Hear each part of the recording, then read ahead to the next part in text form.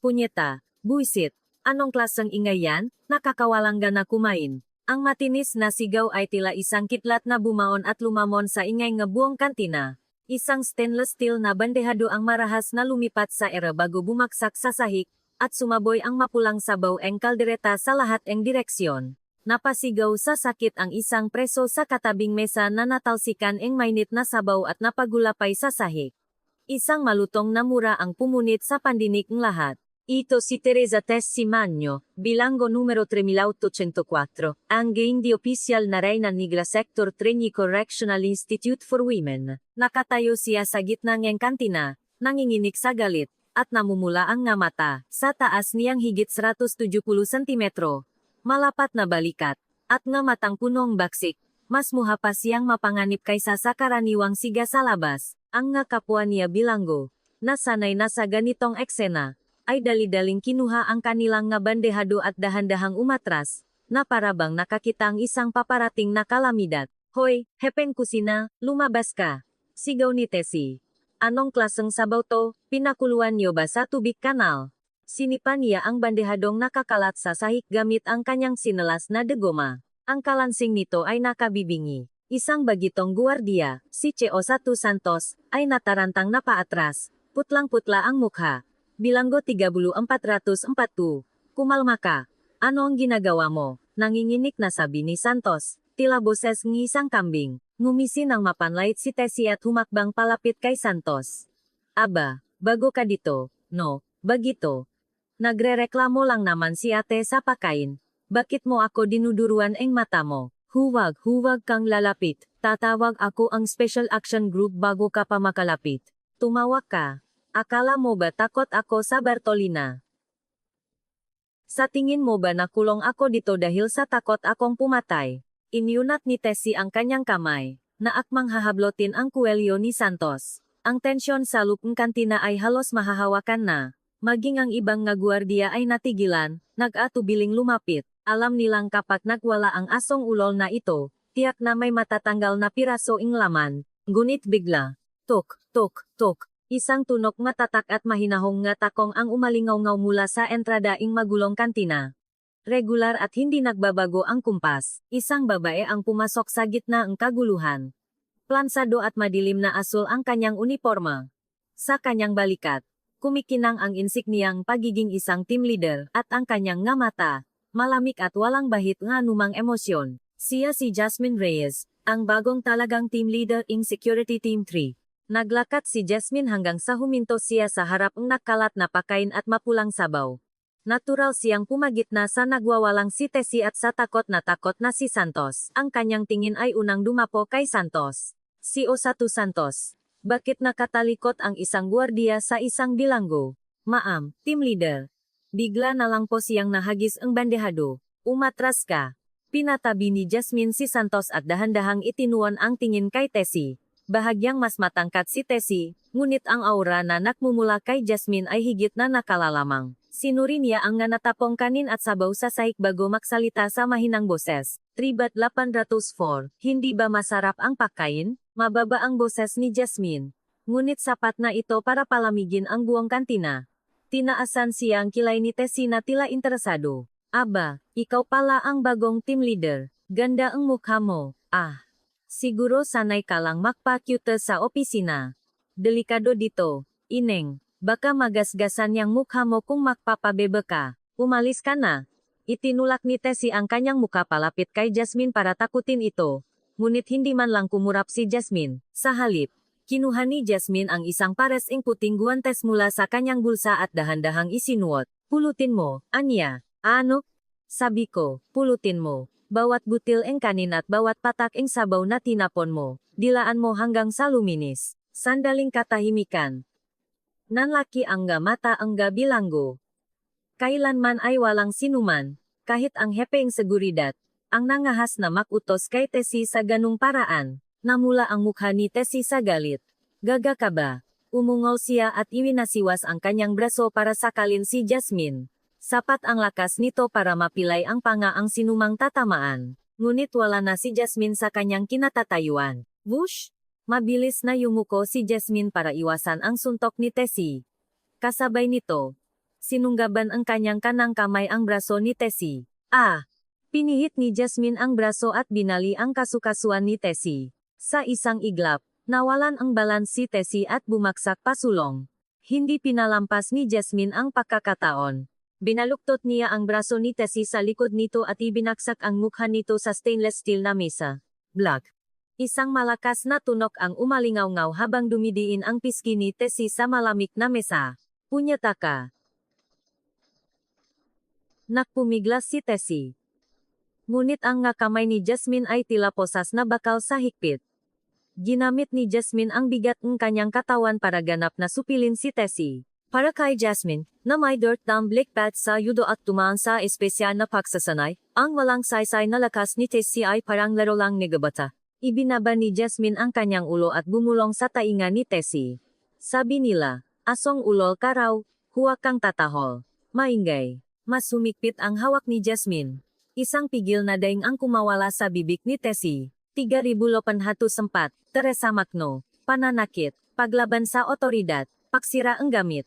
Alam kong sabik kang mapunta sa Bartolina, pero ang estilo mo, masyadong luma, baduy. Ano, sabi mo? Huwag mong isipin na takot sila sayo. Nandidiri lang sila, kaya kanila iniiwasan. Binitawan ni Jasmine ang braso ni Tessie at itinulak ito. Pasuray-suray na tumayo si Tessie, ang ngamatay nakapoy sa galit, handa na sana siyang sumugot muli. Ngunit ang alaalang nakalalamang na lakas na kanyang naramdaman ay pumigil sa kanya. Nagbabala ang kanyang instinct. Iba ang babaeng ito. Ibang klase siya sa lahat ng gwardiyang nakilala ko. Inayos ni Jasmine ang kanyang naguzo na uniform at malamig na nagsalita. 3804. Dadalang ka sa investigasyon cell para sa parusa. Sumunod ka. Tumalikot si Jasmine at nagsimulang maglakad. Sa kanyang matikas na paglakad, napakagatlabi na lang si Tessie. Tingnan natin. Lalaslasin ko ang pulso ko ngayong gabi para lang matanggal ka sa serbisyo. Isang madilim na balak ang umikot sa isip ni Tessie. Ngunit alam ni Jasmine na ang galit na iyon ay hindi totoo. Habang naglalakad, inalala niya ang rekord ni Tessie. Kaso, frustrated murder. Biktima, asawa. Tala. Biktima ang domestic violence, ngunit hindi kinilala bilang self-defense. Kanina, nang binali niya ang braso ni Tessie, may nakita si Jasmine. Sa ilalim niya magaspang na pulso nito, may isang luma at kupas na tattoo. Mahal kong anak, Engel. Habang papalabas sa mabahong kantina, isang bahagyang ngiti ang sumilay sa labi ni Jasmine. Hindi pala asong ulol. Isa lang siyang asong takot. Ang dikmaan sa loop ng rehas ay nagsisimula pa lamang. Malamig at malinsangan ang hangin sa loop ng Bartolina. Sa maliit na espasyong iyon, isang paulit-ulit na kalabok ang naririnig. Namutla ang ngagwardiyang nakatingin sa CCTV monitor, si Teresa Magno. Inuuntok niya ang kanyang ulo sa pader na parang baliw. Ang dugong dumadaloy mula sa kanyang noo ay bumabasa sa kanyang damit at tumutulo sa sahig. Team leader, mamamatay po siya sa ginagawa niya. Hindi ba natin siya pipigilan? Nag-aalalang sigaw ng isang gwardiya. Ngunit si Jasmine ay nakahalukip-kip lang habang nakatitik sa monitor. Hindi ang pananakit sa sarili ni Tessie ang tinitingnan niya, kundi ang bahagyang pahinto nito sa pagitan ng bawat pag-untok. Kung tunay siyang hayop na nagwawala, hindi niya mararamdaman ang sakit. Ngunit si Tessie, bago tumama ang kanyang ulo sa pader, ay bahagyang bumabagal. Hindi niya gustong mamatay. Nakpapakitang gilas lang siya. Bulong ni Jasmine bago tumayo. Pagpasok niya sa pasilyo M na Bartolina, sumalubong sa kanya ang pinahalong amoy na dugo at amak. Sa likod na rehas, isang duguan at humihingal na Tessie ang tumingin sa kanya. Walang fokus ang nga mata. Magulo ang buhok itsura ng isang tunay na baliw. Buksan ang pinto. Utos ni Jasmine. Nanginginig na binuksan ang gwardiya ang selda. Pagbukas pa lang ng pinto, sumigaw si Tessie at sumugod kay Jasmine. Punyeta kang pulis ka. Palabasin mo ako sabi. Mabilis na sinunggaban ni Jasmine ang kuwelyo ni Tessie at itinulak ito sa pader. Blam! Tumama ang likod ni Tessie sa semento. Kumuha si Jasmine isang puting panyo mula sa kanyang bulsa at marihing idiniin ito sa sugat sa noo ni Tessie. Magaspang ang kilos, gunit para ito sa pagpapatigil ang pagdurugo. Tigilan mo na ang palabas, Tessie. Sapat na ako bilang manunod. Ano bitawan mo ako? Kahit magwala ka pa rito, walang magbabago sa sitwasyon sa labas, lalo lang malalagay sa pangganib ang anak mo. Natigilan si Tessie na parang isang estatwa.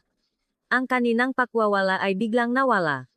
Nanginginig ang kanyang nga mata na tila nililindol. Anong sinabi mo? Engel Reyes. 7 taong gulang. Kasalukuyang inaalagaan ni lola niya. Pero kamakailan lang. May 2 ulat na may mga kahinahinalang lalaki na nakmamasit sa paligid ng bahay nila. Tinitigan ni Jasmine si Tessie nang diretso sa mata. Nandito ka dahil tinangka mong patayin ang asawa mo, pero nabigo ka. Ngayon, ang nga kaibigan ang asawa mo ang gumagamit sa anak mo para pilitin kang pumirma sa isang kasunduan. Akala mo ba kung makakagulo ka rito at makukulong sa Bartolina? Iisipin nilang hindi ka na kontrolado at iwanan na nila ang anak mo. Nanginginig ang ngalabi ni Tessie. Ang maskara ng pagiging hayop na matagal niyang itinatago ay nabakba, at lumitaw ang tunay na mukhang isang ina. Nanginginig niyang hinawakan ang damit ni Jasmine 1 kilos ang pagmamakawa. Papatayin sila. Papatayin ko sila kapag ginalaw nila ang anak ko.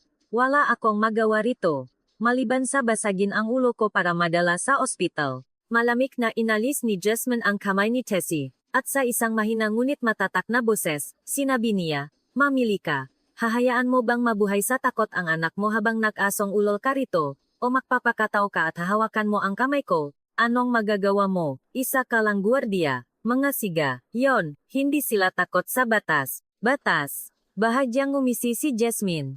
Ang ngiti niya ay hindi para sa isang gwardiya, kundi para sa isang mangangasong handa ng sumila. Huwag kang mag-alala. Minsan, alam ko ring mas mabilis ang kamao kaysa sa batas. Isang maulang gabi sa isang eskinita sa Tondo. Maging ang ilaw sa poste ay pundi-pundi. Sa madilim na lugar na iyon, 3 lalaking nakaitim na damit ang sumisipa sa isang gate. Hoy Lola, buksan mo tong pinto. Makita lang namin ang bata. Sa loop, maririnig ang iyak ni isang bata at ang pagmamakawa ng isang matanda. Ang ngidar ne grupo ay nagtapon ne grupos enge sigarilyo at nagmura. Sabi nila, nagwawala daw yung Tessie na yon sa kulungan. Baka kailangan nating putulin ang isang daliri ang anak niya at ipadala ang litrato para matauhan. Hoy, akyatin mo na yang bakot at buksan ang gate. Nang akmang ayak na ang isa sa kanila. Isang itim na anino ang biglang lumitaw mula sa dilim at sinunggaban ang batok ng lalaki. Ark! Isang maikling sigaw, at lumipat ang katawan ng lalaki bago bumaksak sa tumpok ng basura. Gulat na lumingon ang leader. Isang babaeng may hawak na itim na payong ang nakatayo roon. Sa ilalim niyang payong, ang kanyang mukha ay maputla, ngunit ang kanyang nga mata ay buhay na buhay sa dilim. Si Jasmine. Sino ka? Hindi mo ba alam na teritoryo namin to? Sa halip na sumagot, isinara ni Jasmine ang payong at inilagay sa tabi. Inayos niya ang kanyang basang buhok, at lumitaw ang nga ugat sa kanyang kamay. Huwag niyo nang bisitahin si Tessie. Huwag na rin kayong magpadala ang sulat. Ano? Nababali na ba tong babaeng to? Kumuhang balisong ang leader. Kumislap ang talim nito sa ulan. Miss, kung ayaw mong mabutasan umalis ka na. Mainit ang ulo namin ngayon. Ngumisi si Jasmine at dahan-dahang humakbang. Bawat tapak niya ay nakpatalsik ng tubig ulan. Ang mabubutas ay ang nga buhay ninyo. Napakabilis ng pangyayari. Bago pa man may wasiwas malider ang kanyang balisong, lumipat na ang paa ni Jasmine at tumama sa kanyang sikmura. Napaluhot ang lider sa sakit. Mabilis na umikot si Jasmine at siniko ang pangaeng isa pang lalaking sumusugot mula sa likod. KRR ka. Isang nakakakilabot na tunok na nabaling buto ang umalingaw-ngaw. Ang combat skills ng isang dating special forecast ay ibang-iba sa away kalya ng nga siga-siga. Wala pang 1 minuto. Ang 3 lalaki ay gumagapang na sa putikan. Hinawakan ni Jasmine ang buhok ng leader at itinaas ang ulo nito. Makinig ka.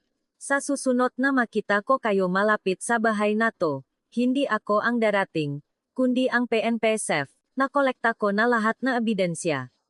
Kinuha ni Jasmine mula sa bulsang lalaki ang lukot-lukot na kasunduan ni Tessie at pinunit ito. Si Tessie ay nasa ilalim ng proteksyon ko. Galawin niyo siya, at sisiguraduhin kong mabubulok kayo sa kulungan sa kasong obstruction of justice. Naintindihan mo? Takot na tumango ang nga lalaki. Binitawan sila ni Jasmine. Mula sa siwang ng gate, nakita niya ang isang pares nga takot na mga mata na nakatingin sa kanya. Ang anak ni Tessie, si Engel. Inayos ni Yasmin ang kanyang sarili, lumapit sa bata at lumuhod. Engel? Tahimik na tumango ang bata. Kumuha si Jasmine ang maliit na tsokolate mula sa bulsa at inilagay sa kamay ang bata. Kaibigan, ako ang mommy mo. Hindi na babalik yung nga masasamang kuya. Kumain kang mabuti at makinig ka kay Lola, ha? Hinaplos ni Jasmine ang ulo ang bata at, nang hindi lumilingon, umalis sa eskinita. Sa gitna eng patak eng ulan. Narinig niya ang mahinang boses eng bata. Salamat po. Kinabukasan, sa investigation cell, inilabas ni Jasmine ang kanyang smartphone at ipinakita kay Tessie ang isang video. Nasa video ang nabugbog saradong siga sa eskinita at si Engel na kumakaway habang nagsasabing, "Mommy, okay lang po ako. Mahal kita." Hinaplos ni Tessie ang screen na parabang hinahaplos niya ang muha ng kanyang anak. Nagsimulang manginik ang kanyang nga balikat, at maya-maya pa ay humagulgol siya na parang isang nasugatang hayop. "Waa Angel, patawarin mo si mama. Patawarin mo ako." Ibinaksak niya ang kanyang noo sa sahig at umiyak ng umiyak. Siya, na buong buhay ay matapang at hindi yumukot kaninuman. Ngayon, lumuhod si Tessie sa harap ni Jasmine. At habang nakasupsop ang kanyang ulo sa sahig, sumigaw siya, "Ma'am, team leader, gagawin ko po ang lahat. Kahit magpanggap akong mamatay kung iyon ang utos ninyo. Pakiusap, protektahan niyo lang po ang anak kong si Angel." Kumuha si Jasmine ang tisu at inihagis sa harap ni Tessie. "Huwag kang mamatay. Mabuhay ka at lumabas ka rito. Maging isang ina kang may pagmamalaking anak mo. Yan ang bayad mo sa akin." Mula noon, nawala ang asong ulol ang Correctional Institute for Women. Sa halip, isang matatag na leader ang mabilanggo ang pumalit, na tila anino ni Jasmine sa pagpapanatili ang kayusan. Ngunit hindi nagtagal ang kapayapaan. Ang kulungan ay parang isang lawang maruming tubig. Kapag umalis ang isang dumi, may bago namang darating. Nang tumahimik si Tessie at tila payapa na ang Sektor 3, sa ibang lugar naman nagsimulang umusok. Literal na usok. Sunog. May sunog sa Sektor 5. Ang tunog na alarm bell ay umalinggonggo sa buong pasilyo. Itinapon ni Jasmine ang mapapelis at tumakbo papunta sa lugar. Sektor 5. Ang tinatawag na Sampaguita Ward, kung saan nakakulong ang mas batang bilanggo. Makapal na usok ang lumalabas sa siwang ni rehas. Ang nga bilanggo ay umubo at kumakatok sa pinto. Tulungan niyo kami." Sinindihan ni Micaela ang kumot. "Buksan ang pinto. Kumuha kayo ang fire extinguisher." Sigaw ni Jasmine habang tinatanggal ang safety pin ang pamatay sunog. Pagbukas ang pinto, agad niyang ibinuga ang puting pulbos. Hindi malaki ang apoy kaya madali itong naapula. Nang mawala ang usok, isang babae ang nakitang nakaupo sa sulok, humahagikik. Siya si Micaela Ramos, 22 taong gulang, kasong special theft at attempted arson. Suot ang sunok na damit. Ngumingiti siya na parang tuwang-tuwa. Sa kamay niya, may isang lighter, isang ipinakbabawal na gamit sa lupang kulungan. Lumapit si Jasmine, hinablot ang pulso ni Micaela, at kinuha ang lighter. "Anong ginagawa mo? Gusto mo bang mamatay tayong lahat?" Tumingala si Micaela kay Jasmine at ngumiti ng matamis. Ang ngiti niyang iyon ay sobrang inosente na nakakakilabot. "Uy, si team leader. Ang ganda ang apoy, di ba? Team leader, ang sama mo. Si Ate Tessie lang naman lagi ang gusto mo. Siya lang lagi ang kinakausap mo. Kung gagawin ko to, papansinin niyo na rin ako. Di ba?" Walang laman ang nga mata ni Micaela. Hindi ito kasamaan, kundi isang malalim na pagkukulang. Para siyang isang bata na sinadyang itapon ang baso ng tubig para lang makuha ang atensyon ng ina. Ang problema lang, apoy ang ginamit niyang kasangkapan. Hinawakan ni Jasmine ang kuwelyo ni Micaela at itinayo ito. "Sumama ka." Dinala ni Jasmine si Micaela sa investigation room. Puno ang pasilyo ang nga usyosarong bilanggo. Kabilang sa kanila si Tessie, na naglilinis gamit ang isang mop. Nag-alalang tumingin si Tessie kay Jasmine, ngunit sinanyasan lang siya ni Jasmine na okay lang ang lahat. Pakaupo sa silya, nanginginig ang nga binti ni Micaela at kinakagat ang kanyang nga kuko. "Team leader, sa Bartolina ba ako pupunta? Dun bibigyan niyo ba ako ang pagkain?" Excited si Micaela na parabang mamamasyal. Napabuntong hininga si Jasmine at binuksan ang drawer ng kanyang mesa. May kinuha siya at inilapak sa mesa. Iyon ang kanyang name tag na nawawala ilang araw na ang nakalipas. Ang plastic na name tag na may nakasulat na, "Jasmine Reyes, ikaw ang kumuha nito, di ba?" Nanlaki ang nga mata ni Micaela. Ang itsura niya ay hindi nahihiya dahil nahuli, kundi parang isang batang inagawan ang paboritong laruan. "Akin na yan, amulet ko yan, bakit mo kailangan to? Ninakaw mo para ibenta." Hindi. Hindi pwedeng ibenta. May amoy kakasiyan, team leader, bulong ni Mikaela habang nakayuko. Ang galing mo kasi, team leader. Matapang. Hindi katakot kaninuman. Gusto kong maging tulad mo. Inisip ko, baka kung hawak ko to, magiging matapang din ako. Naalala ni Jasmine ang rekord ni Mikaela. Lumaki sa ampunan, iniwan ang magulang, at inabuso ang direktor. Para sa kanya, ang atensyon ay katumbas ang karahasan. Ang pakiramdam na kinikilala lang siya kapag sinasaktan o pinapagalitan isang baluktot na paghahanap ng pagmamahal. Hinawakan ni Jasmine ang namatak. Sumuyap si Mikaela, tinitingnan ang reaksyon niya. Kumain ka na ba? Po, hindi pa po. Hindi ako nakakain kanina dahil sa pagsunog. Ginamit ni Jasmine ang intercom at tumawag sa kusina. Maya-maya, isang mainit na kanin at sabaw ang dumating. Inilagay ni Jasmine ang kutsara sa kamay ni Mikaela. Kumain ka, pagkatapos mag-uusap tayo. Naguguluhang kinuha ni Mikaela ang kutsara. Sa ganitong sitwasyon, dapat ay batok o mura ang natatanggap niya. Pero isang mainit na pagkain, nagsimulang mamuo ang luha sa kanyang mata. Mabilis siyang nagsimulang kumain. Kahit nabubulunan, hindi niya itinigil ang pagsubo. Tahimik lang siyang pinapanot ni Jasmine. Kinuha niya ang isang alternative learning system, ALS, reviewer mula sa mesa at inilapag sa tabiing plato. Pagkatapos mong kumain, sagutan mo to. Ano po ito? Sabi mo, gusto mong maging tulad ko, di ba? Sumandal si Jasmine sa kanyang silya. Para maging guwardiya, kailangan mo muna ang high school diploma. Walang silbi ang ninakaw mong nametag. Kung gusto mong magsuot ng tunay na nametag na may pangalan mo, mag-aral ka at pumasa sa exam. Natigilan si Mikaela sa pakmuya at tulalang tumingin kay Jasmine. Kaya ko po ba? Ang hina po ang ulo ko. Kung hindi mo kaya, magpaturo ka kay Tessie. Kahit ganon yun, matalino yun dito sa loob. Ngumiti si Jasmine at ginulo ang buhok ni Mikaela. Sa unang pagkakataon na makaramdam ang isang mainit na haplos, malalaking butil ang luha ang pumatak mula sa mata ni Mikaela papunta sa kanyang plato. Mula nun, isang kakaibang tanawin ang makikita sa Sektor 3. Ang pinakakinatatakutang bilanggo, si Tessie, ay nakasuot ng salamin habang tinuturuan algebra ang pasaway na si Mikaela. Ano ba? Sabi ng kapag minus at minus, magiging plus. Wisit, ang bobo mo. Aray, ate. Huwag mo kong batukan. Isusumbong kita kay team leader.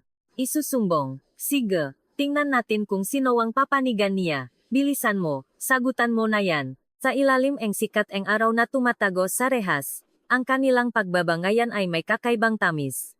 Mula sa dulo ang pasilyo, pinapanot sila ni Jasmine nang may ngiti sa labi. Ngunit alam niya, ang kapayapaang ito ay ang katahimikan bago ang isang malakas na bagyo. Ang ngabuitra na naamoy ang pra ay nagsisimula ng lumipat sa ibabaw pader ng kulungan, at wala pang sinuman ang nakakapansin. Mas mahaba ang gabi kaysa sa araw sa loob ng kulungan. Sa ilalim ng kumot sa Sektor 5, isang kaluskos ang hindi tumitigil. Si Mikaela ay nakadapa. Ginangat-ngat ang dulong kanyang ballpen habang nakatingin sa lukot-lukot na mat reviewer. Punyeta, hindi ko talaga maintindihan. Bakit may X dito? Inis na sinabunutan ni Mikaela ang kanyang sarili. Isang bilanggo sa katabing kama ang bumulong ng may inis. Hoy, Golden Child. Matulog ka na nga, ang ingay mo. Sabi ni team leader, tapusin ko to, Ngumuso si Mikaela, ngunit nang hina ang hawak niya sa ballpen. Alam din naman niya, paano siya makakapasa sa ALS exam? Siya na buong buhay ay umiwas sa pag-aral. Katawa-tawa. Kinuha ni Mikaela ang isang bagay na itinago niya sa ilalim niyang unan ang namatak ni Jasmine. Jasmine Reyes. Ang tigas ang plastik ay nagbigay sa kanyang lakas. Inilagay niya ito sa kanyang dibdib na parang isang anting-anting. Sa unang pagkakataon, may isang taong nagbigay sa kanyang pag-asa. Ang salitang, kaya mo yan, ay mas malakas pa sa droga sa pagpapatibok ng kanyang puso. Ngunit ang realidad ay malupit. Kinabukasan, sa oras ng ehersisyo, habang nagbabasa si Mikaela ng English vocabulary, isang grupo ang lumapit. Ito ang grupo ni Viper, ang reyna ng Sektor 7, na matagal nang may galit kay Mikaela. Aba, tingnan niyo, aaral na pala ang English ang magnanakaw, para makapaknakaw sa Amerika. Naktawanan ang nga alipores ni Viper. Nakdilim ang mukha ni Mikaela. Kung dati, sinugot na niya ito at sinabunutan. Ngunit ngayon, Kinagat niya ang kanyang labi at ibinalik ang tingin sa libro. Huwag mong pansinin. Magiging guwardiya ako. Guwardiya. Hahaha. Narinig niyo yun. Magiging guwardiya daw siya. Hoy, Micaela. Kilalanin mo ang sarili mo. Sinong tatanggap sa isang ex-convict na tulad mo, lalo na't isang arsonis? Ang tanging damit na babagay sa'yo ay ang kulay tae mong uniforma. Tinabik ni Viper ang libro ni Micaela, at nahulog ito sa lupa. Tinapakan niya itong kanyang sinelas. Umabot na sa sukdulan ang pasensya ni Micaela. Punyataka. Tumayo siya. Hinihintay na ito ni Viper. Sige, suntukin mo ko. Alam mo namang kapag nakagulo ka, diretso ka sa Bartolina. Diba? At kapag nangyari yan, susukuan ka na ng paborito mong team leader. Ang nga salitang iyon ay parang patalim na tumusok sa puso ni Micaela. Nanginginig ang kanyang kamao. Gusto niyang suntukin ang mukha nito. Ngunit kapag ginawa niya, mabibigo si Jasmine. Muli siyang iwanan. Nang akmang ibababa na niya ang kanyang kamao, biglang umikot ang mukha ni Viper. Pa! Isang malutong na sampal ang umalingaw-ngaw. Natigilan ang lahat. Tulalang lumingon si Viper, at doon nakita niya si Tessie. Walang emosyong pinapakpak ang kanyang kamay. Anak, ang daming langaw. Ang ingay. Hindi ako makatulog. Ate Tessie. Hoy, ahas. Huwag mong inaapi ang alaga ko. Kapag naging guwardiya yan, ikaw ang una niyang ikukulong sa Bartolina. Kaya magpakabait ko no. Dinampot ni Tessie ang libro, pinagpaga ng alikobok, at ibinigay kay Micaela. Ano ing tinitingin? Tingin mo diyan. Mag-aral ka. Kapag hindi mo yan na, memories, wala kang hapunan mamaya. Biglang tumunok ang pito. Paparating na ang guwardiya, at sa unahan nila ay si Jasmine. Tiningnan niya ang namamagang pisngi ni Viper, ang naluluhang si Micaela, at ang nakahalukip-kip na si Tessie. Anong nangyayari dito? Team leader, sinampal akong baliw na to, sigaw ni Viper. Si Micaela po ang nagsimula. Hindi po totoo yan, team leader. Nagtimpi po ako. Naiyak na sabi ni Micaela. Tinitigan ni Jasmine ang mata ni Micaela isang halong takot, pagmamakaawa, at pagnanais na paniwalaan. Tahimik na hinawakan ni Jasmine ang kamay ni Micaela. Sa loob na kakuyom na palad, may malalalim na marka sa kuko, at may bahideng na dugo. Sugat na dulot ng pagtitimpi. Kumuha si Jasmine ang benet mula sa bulsa at idinikit sa palat ni Micaela. Magaling kang nagtimpi. Sa isang salitang iyon, bumuhos ang luha ni Micaela. Ibinaling ni Jasmine ang tingin kay Viper. 3,844 si Makno bibigyan ka ang demerit para sa pananakit. May reklamo. Wala po. Mura na yon para sa pagpatay ng langaw, ngumisi si Tessie. Napangiti si Jasmine at lumapit kay Viper. At ikaw? Sa susunod na manggulo ka pa ang nag-aral, hindi na demerit ang matatanggap mo. Ako na mismo ang kakausap sa'yo. Maliwanag, napatras si Viper sa tindi ang tingin ni Jasmine. Lumingon si Jasmine na kina Micaela at Tessie. Pumasok na kayo, oras na para mag-aral. Nang hapong iyon, isang sismis ang kumalat sa Sektor 3. Na ang bagong team leader ay inampon na ang Asong Ulo at ang Golden Child. Na naglalaro sila ang pamilya-pamilyahan. Ngunit ang panunuya ay hindi nagtagal at napalitan ang pahanga. Punyeta ko Micaela, sabi nang ilagay mo yung 2 sa X, bakit 3 ang nilalagay mo? Ang sigo ni Tessie ay umalingaw sa recreation hall. Hinimas ni Micaela ang kanyang nona binatukan. Ate naman, sabi nang huwag kang manakit. Paano kung bumobo ako lalo? May ibobobo ka pa ba? Palamuti lang ba, yang ulo mo? Ang kanilang pag-asaran ay parang isang mat-inang nagtatalo. Napapangiti ang nga dumadang bilanggo. Ang dating mabangis na Asong Ulol ay sumisigaw na ngayon dahil sa isang mat reviewer. Pinapanot sila ni Jasmine mula sa bintana ng kanyang opisina. May bahagyang ngiti sa labi. Lumapit ang hepeeng seguridad. Team Leader Reyes, sigurado ka ba diyan? Kapag nakagulo yan, ikaw ang mananagot. Labak sa regulasyon na hayaang magsama-sama ang nga bilanggo ng ganyan. Binubuo ko po sila bilang tao. Mas mabuti na yon kaysa hayaan silang manatiling hayop, hindi po ba? Umiling na lang ang hepe at umalis. Ang krisis ay dumating sa araw-ing mock exam. Biglang nilukot ni Micaela ang kanyang test paper at tumakbo palabas. Hoy Micaela, saan ka pupunta? Sigaw ni Tessie, ngunit hindi siya lumingon at nagtago sa banyo. Pagdating ni Jasmine, nakita niya si Micaela na umiyak sa isang sulok. Ayoko na, hindi ko kaya. Bakit? Ang galing mo na ah. Kahit anong gawin ko, hindi ko maintindihan. Itim ang letra. Puti ang papel. Anong guardia? Isa lang akong magnanakaw. Iniwan ako ang nanay at tatay ko, walang tatanggap sa isang tulad ko sa mundo. Nanginginig ang boses ni Micaela. Hindi ito dahil sa hirapi ang ibag-araw, kundi sa takot sa kabigwang matapos umaza. Lumuhod si Yasmine para makpantay ang kanilang tingin. Micaela, ulila rin ako. Natigil sa pag-iyak si Micaela. Hindi ko kilala ang nga magulang ko. Lumaki ako sa ampunan. Katulad mo, natuto akong maging sunod-sunuran para hindi masaktan. Noong nag-aral ako, palagi akong napapagalitan dahil wala akong pambili ng gamit. Lagi kong iniisip, bakit pa ako ipinanganak? Dapat na lang ba akong mamatay? Nanginginig ang nga mata ni Micaela sa kwento ni Jasmine. Ang perpektong team leader ay katulad pala niya, pero nakakainis. Kawawa na nga akong walang magulang, sisirain ko pa ang sarili kong buhay. Sobrang hindi makatarungan. Kaya naksikap ako. Hindi ka ba nainis? Hindi mo kasalanan, pero habang buhay kang tatawaging magnanakaw at arsonis. Hinawakan ni Jasmine ang kamay ni Micaela. Patunayan mong nakamali ang gataong umabandona sayo. Na hindi ka basura, kundi isang hiyas. May narinig silang kaluskos sa labas ng pinto. Si Tessie. Nakasandal siya sa pinto at nagsalita. Hoy, Golden Child, lumabas ka na. Gumawa ako ang reviewer para sayo. Mas madali to, promise. May bahid ang alala sa boses ni Tessie. Pinunasan ni Micaela ang kanyang luha at tumayo. Ate, kapag pumasa ako, ilibre mo ko ang mamon, ha? Mamon, bibilan kita ang buwang bakery. Nang bumalik si Micaela sa mesa, iba na ang ningning sa kanyang mga mata. At makalipas ang ilang araw, sa unang mock exam, nanginginig ang kamay ni Tessie habang winawastuhan ang papel. Hoy, Micaela. Bakit hindi zero ang score mo? Ano, bagsak ako? 60. Pasado ka. Sakto lang, pero pasado. Talaga, Totu. Tumalon si Micaela, at niyakap si Tessie. Nagtatalon sila sa tuwa.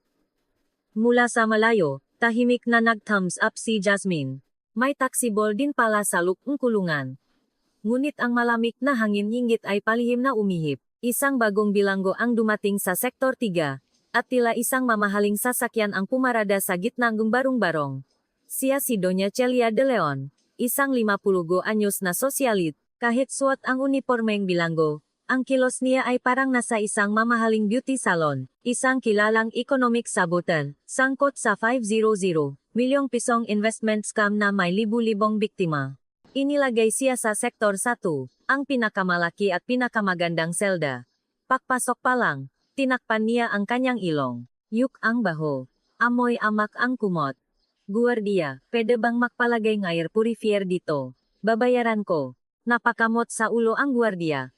Ma'am, bawal po ang personal na gamit. Regulasyon. Hay, nako, wala kang diskata. Kaibigan ko ang warden. Gusto mo tawagan ko? May inabot si Doña Celia sa kamay ng guardia, isang nakatuping tsaka. Biglang isang kamay ang pumigil sa kanya. Si Jasmine. 3601, anong ginagawa mo? Sa malamig na boses ni Jasmine, tiningnan siya ni Doña Celia mula ulo hanggang paa. Aba, bagong team leader. Mukhang matigas ka. Ah, gusto ko lang sanang magbigay pang merienda sa mga kapatid neting guardia. Ang pag-alok ng suhol ay batayan para sa parusa.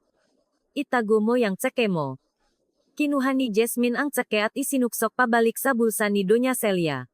Nanigas ang mukha ni Doña Celia. Hoy, bata, kung magmamalinis ka, mapapagod ka lang. Dapat marunong kang makisama. Alam mo ba kung sino ako sa labas? Alam ko. Isang manloloko na yumaman sa pagpapahirap sa iba. Natigilan ang ngabilanggo sa sinabi ni Jasmine. Namula ang mukha ni Doña Celia. Walang modo kang ba? Hindi ka Doña o Madam dito.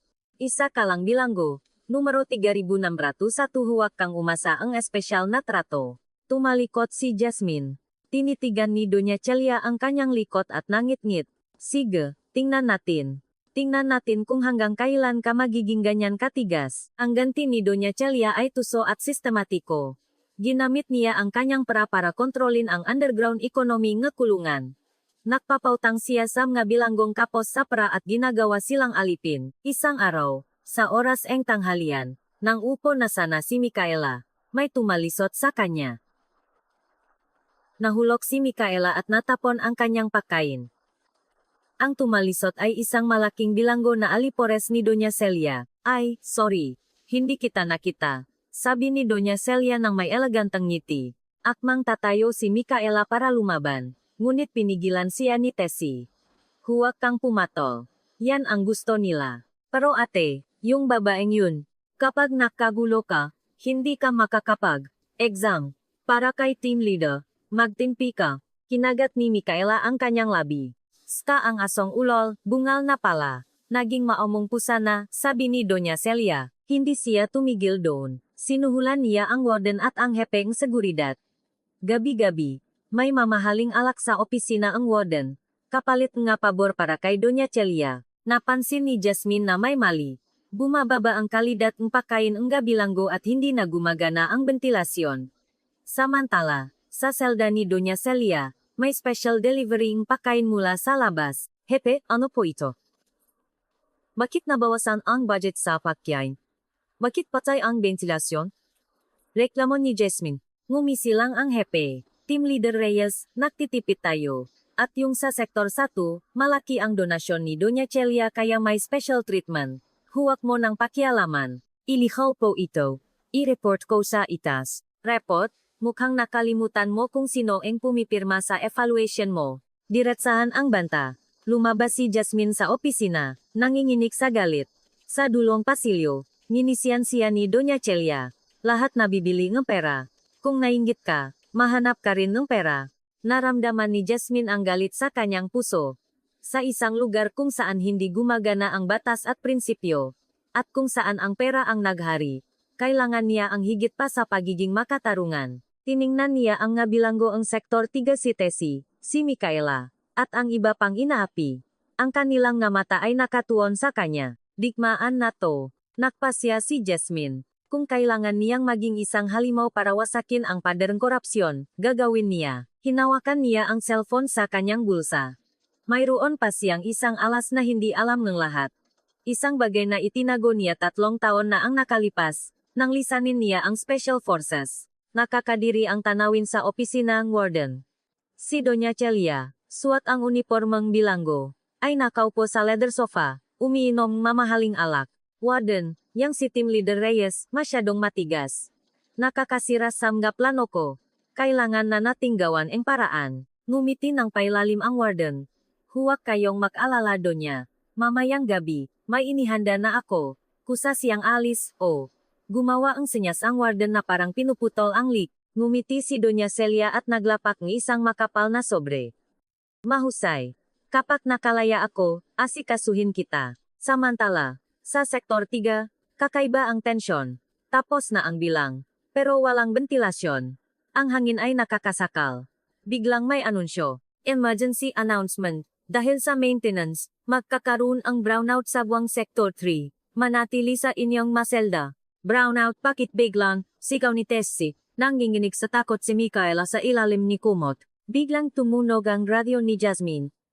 Team Leader, may tumutulo sa bodega sa basement. Ikaw na lang ang nakaduty, paki-check. Boses ng hepeng seguridad, napakunot no si Jasmine. Bakit siya? At hindi ang maintenance? Amoy patibong. Pero kailangan niyang pumunta. Sige po, pupuntahan ko. Dala ang isang flashlight, bumaba siya sa basement. Pagbukas niya ng pinto ng madilim na bodega, isang kalampak ang narinig niya, at naksara ang pinto sa kanyang likuran. Sino yan? Itinutok ni Jasmine ang flashlight. 3 malalaking lalaki na nakasuot ng uniporme ng bilanggo ang nakatayo ron. Nga preso mula sa bilibit, o mga tauhan ni Doña Celia. May hawak silang nga tubo at matutulis na toothbrush. Ikaw ba si Team Leader Jasmine Reyes? Magiging isang karangalan ang mamatay sa serbisyo. Ngumisi ang isa sa kanila. Pinadala kayo ni Celia de Leon? Para saan pa? Hindi na nagsasalita ang gapatay. Ibinaba ni Jasmine ang flashlight at inayos ang kanyang guwantes. Walang takas. Ginamit niya ang lahat na tutunan niya sa Special Forces. Sige, sugot. Sabihin niyo kay Donya, siya ang mahanda nga kabaong ko. Habang umugong ang nga suntukan sa basement, nakaramdam si Tessie ng kaba. Wala si Jasmine sa kanyang round. At nawala ang lahat ng gwardiya. Hoy, sinong nakaduty? Sigaw niya, pero walang sumasagot. Biglang sumigaw si Micaela mula sa kabilang selda. Ate, narinig ko yung ngahepe kanina. Sabi nila, titirahin daw nila si team leader. Sa basement daw. Ano, magagago. Nagdilim ang paningin ni Tessie. Sinipa niya ang pinto, pero hindi ito natinag. Paano na to? Paano kung mamatay si team leader? Umiyak na si Micaela. Nakngit-ngit si Tessie. Biglang pinunasan ni Micaela ang kanyang luha at may kinuha sa bulsa isang kutsara na itinago niya. Pinatalas niya ang dulo nito sa semento.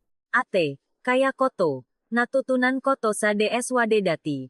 Ipinasok ni Micaela ang dulong kutsara sa siwang lock. Hoy, Golden Child. Kapag nahuli ka, dadagdagan ang sentensya mo. Wala akong pakialam. Kung wala si team leader, hindi ako makakapasa sa ILS. Hindi ako makakapak kolehiyo. Pawisan ang kamay ni Micaela, pero hindi siya sumuko. Clack! Isang milagrosyong tunog. Bumukas ang lock. Bumukas, sinipanites siya ang pinto at tumakbo papunta sa PA system. Makinig ang buong Sektor 3. Binabastos ang nakorap na opisyal ang team leader natin. Kung ayaw niyong magutom, lumabas kayo. Ginamit ni Tessie ang master key para buksan ang lahat ang selda. Daan-daang bilanggo ang lumabas. Nga mamatay tao, magnanakaw, manloloko ngunit sa sandaling iyon, sila ang hukbo ni Jasmine. Iligtas si team leader. Sa pangunguna ni Tessie, dumaksa sila papunta sa basement. Samantala, sa bodega, duguan na si Jasmine. Napabaksak niya ang dalawa, ngunit tinamaan siya ang tubo sa balikat at hindi na niya magamit ang isang braso. Matibay ka, pero hanggang dito ka na lang. Itinaas ang huling lalaki ang kanyang tubo. Blam! Biglang bumukas ang pinto. Sinong nagsabing tapos na ang laban? Gago, isang lumilipad na si Pamula kay Tessie ang tumama sa mukhang lalaki. Nang bumaksak ito, dumating si Micaela at ang iba pang bilanggo. Pinalibutan nila si Jasmine. Team leader, okay lang po kayo? Umiyak na tanong ni Micaela habang pinupunasan ang dugo sa mukha ni Jasmine. Nakita ni Jasmine ang bilanggo na gumawa ang pader para protektahan siya. Isang mainit na damdamin ang umakyat sa kanyang dibdib. Sabi ko, huwag kayong gagawa ang gulo. Hindi po ito gulo, team leader. Rescue operation po ito, matapang nasagot ni Tessie. Biglang dumating ang warden at si Doña Celia kasama ang Ngariat Police. Nga rebelde. Paputukan niyo yan. Gumamit kayo ng tear gas, ngunit pasuray-suray na tumayo si Jasmine. Kinuha niya ang isang recorder mula sa kanyang bulsa. Huli na kayo, warden. Mula sa recorder, umalingaw-ngaw ang usapan nila ni Doña Celia sa opisina ang plano ng pananakit, ang suhulan, lahat ay nandun. Ang recording na to, naipadala ko na sa Department of Justice at sa isang kaibigan kong piskal. Maya lang, maririnig niyo na ang sirena. At parang mahika, umalingaw-ngaw ang tunok ng sirena ang pulis. Namutla si Doña Celia. Hindi, ang parako, ang pangalan ko. Lumapit si Tessie kay Doña Celia at dumura. Sino ka? Isa ka lang bilanggo, numero 300-901. Ang insidente ay sumabog sa media bilang CIW corruption scandal. Ang warden at ang hepe ay sinibak at kinulong. Si Doña Celia ay nadagdagan ang 15 taon at inilipat sa isang maximum security facility, isang lugar kung saan walang silbi ang pera. Sina Tessie at Micaela ay dapat sanang parusahan. Ngunit dahil sa pakiusap ni Jasmine at sa katwirang ito ay isang rescue operation, isang babala lang ang kanilang natanggap, makalipas ang 2 panahon. Sa labas eng gate eng kulungan. Sa ilalim eng mainit na sikat eng araw, nakatayo si Micaela. Suot ang damit sibilyan. Araw eng kanyang paglaya, bumukas ang gate at lumabas si Jasmine. Sa halip na tokwa, dala niya ay isang kahon ang magandang sapatos. Team leader, isuot mo. Huwag mong gagamitin sa paktakas. Gamitin mo para maglakad papunta sa magagandang lugar. Nayak si Micaela habang tinatanggap ang sapatos. Lalaya na po ba talaga ako? Hindi na ako babalik. Huwag ka nang bumalik. Sa labas na tayo makita. Gamitin mo yang ALS diploma mo para makapagkolehiyo at makaruning magandang buhay, ha? Niyakap ni Jasmine si Micaela. Sa yakap na iyon, hindi na ang amoying naimtag ang naamoy ni Micaela, kundi ang banayad na amoying sabon. Amoying isang ina. Salamat po, maraming salamat po. Nang makaalis si Micaela, bumalik si Jasmine sa loop. Siya na ngayon ang bagong hepe ng seguridad. Pagpasok niya sa sektor 3, biglang tumahimik ang lahat. Si Tessie, na naglilinis, ay itinigil ang mop at sumigaw. Buong sektor, humarap, pugay kamay, na, ang nga bilanggo ay sumaludo na parang nga sundalo. Hindi ito pilitan. Ito ay isang tanda ng respeto sa nag-iisang taong tumrato sa kanila bilang tao sa impyernong iyon. Nakatinginan sila ni Tessie, at kumindat ito. Napangiti si Jasmine at sumaludo pabalik. Tigil. Linisin niyong mabuti yan. Kapag may nakita akong alikabok, wala kayong merienda. Huwag kayong mag-alala, hepe. Walang alikabok na makakalusot. Naglakad si Jasmine sa pasilyo. Tinitingnan ang bawat mukha sa likod ng rehas. Sila ay nga bilanggo pa rin, at ito ay kulungan pa rin. Ngunit hindi na ito isang kulungan nga hayop. Ang natakong ni Jasmine ay umalingaw-ngaw sa pasilyo. Tok, tok, tok. Ang tunok ay parang pagkatok ng pag-asasam nga saradong pinto.